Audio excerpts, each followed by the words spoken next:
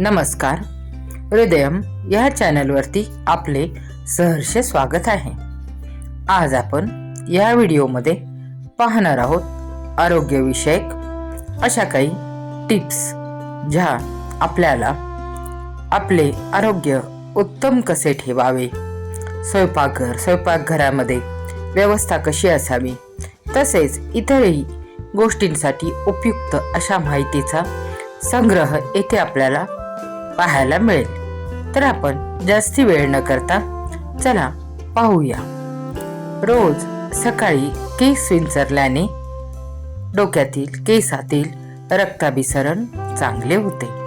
केस मऊ, नरम, चमकदार होतात. रोज दही खाणाऱ्या व्यक्तींना पोटाचे आजार, इन्फेक्शन होत नाही, युरिन इन्फेक्शन होत नाही.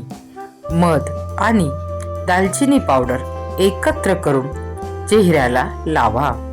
पिंपल्स, चेहऱ्यावरील डाग हे कमी होतात.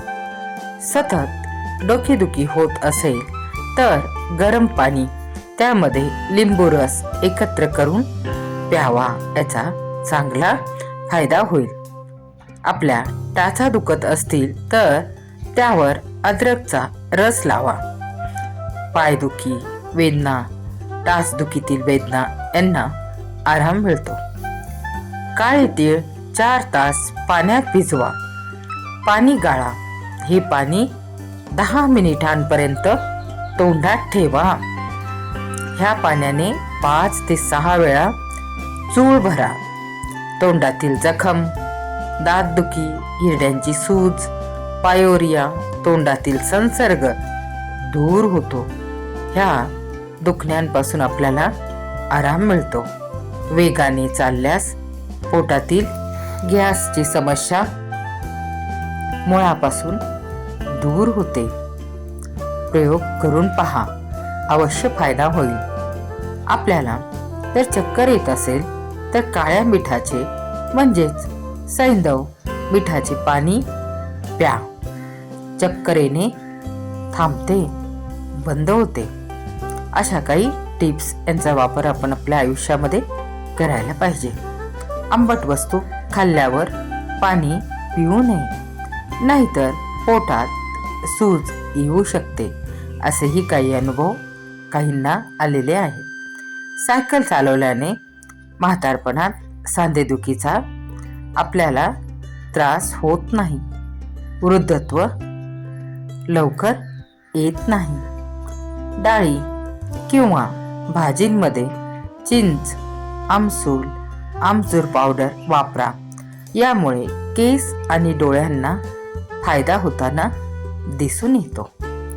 कच्च्या केळीला चिमूटभर हळद, मीठ लावून उकळले तर केळी काळी होत नाहीत, म्हणजेच केळीचा रंग बदलत नाही. कांदा किंवा लसूणाचा वास आपल्या हाताला येत असेल तर हा वास जावा म्हणून तांदळाच्या पिठाने हात धुवावे. वास येणार नाही. 30 दिवसांपर्यंत 10 बदाम, 7 काजू, 1 केळी, 5 ग्रॅम गूळ वाटून गरम दुधात प्या. शरीर बलवान होते. शरीरातील सर्व प्रकारची कमजोरी दूर होते. दररोज कलिंगडाच्या बिया खाल्ल्याने रोगप्रतिकारक शक्ती वाढते. हृदयाचे आरोग्य, रक्तातील साखरेची पातळी नियंत्रित राहते. हे आपल्याला कलिंगडाच्या बिया खाल्ल्याने होते. जर ब्लड प्रेशर लो गेला असेल, ब्लड प्रेशर कमी झाला असेल व आपल्याला चक्कर येत असेल तर अशक्तपणा वाटतोय, हातपाय थरथरतायत, तर लगेचच साखर व मिठाचे मिश्रण एकत्र करून पाणी प्यायला द्यावे. चक्कर येणे थांबेल. मध अधिक, आल्याचा रस अधिक हळद एकत्र करून हे मिश्रण चमच्याने चाटावे. सर्दी, खोकला, ताप हे दूर होतील, आपल्याला आराम मिळेल. मध, आल्याचा रस, हळद यांचे मिश्रण चाटल्याने सर्दी, खोकला, ताप, डोकेदुखी, घशातील सूज, इतर संसर्ग इन्फेक्शन कमी होतात. जखमेवर हळद तुपाचे मिश्रण लावा. जखम लवकर भरते, तसेच जखमेचे डागही पुसटसे होत जातात. कढई चिकट झाल्यास त्यात गरम पाणी व मीठ टाका. थोडा वेळ कढईतले पाणी गरम होऊ द्या. कढईचा चिकटपणा जातो. कढई स्वच्छ व चमकदार होते. दुधात बडीशेप उकळून पिले तर होणारी कंबरदुखी वेदना थांबते. रात्री नाभीत तेलाचे 2 ते 3 थेंब टाका. मग ते बदाम तेल असेल, मोहरीचे तेल असेल किंवा तूप, आणि शांत झोपा. सकाळी पहा, बुद्धी तेज होते, शरीर स्वस्थ राहते. जो रोज दही खातो त्याला युरिन इन्फेक्शन होत नाही. कापून ठेवलेला कांदा दुसऱ्या दिवशी खाऊ नये. पोटाचे आजार होतात, म्हणून आपण ही काळजी घेतलीच पाहिजे. रोज रिकाम्या पोटी उलटे लटकावे. उंची वाढते, म्हणजेच शीर्षासन करावे. त्यामुळे देखील आपली उंची वाढण्यास मदत होते. अशाच नवनवीन टिप्स व माहिती जाणून घेण्यासाठी हृदयम या चॅनलला सबस्क्राईब करा. व्हिडिओला लाईक करा.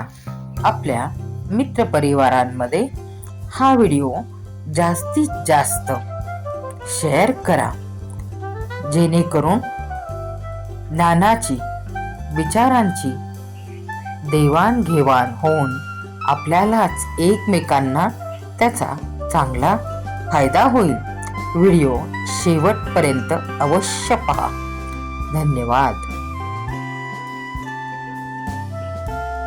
आजच्या दगदगीच्या व ह्या धावपळीच्या जगामध्ये आपल्याला कोणताही त्रास झाला तर प्रत्येक वेळेला दवाखान्यामध्ये जाणे शक्य नसते. त्यावेळेला आपल्या घरातील, स्वयंपाकघरातील अशाच औषधी, वनस्पती औषधी ज्या वस्तू असतात त्याचा वापर करावा. धन्यवाद.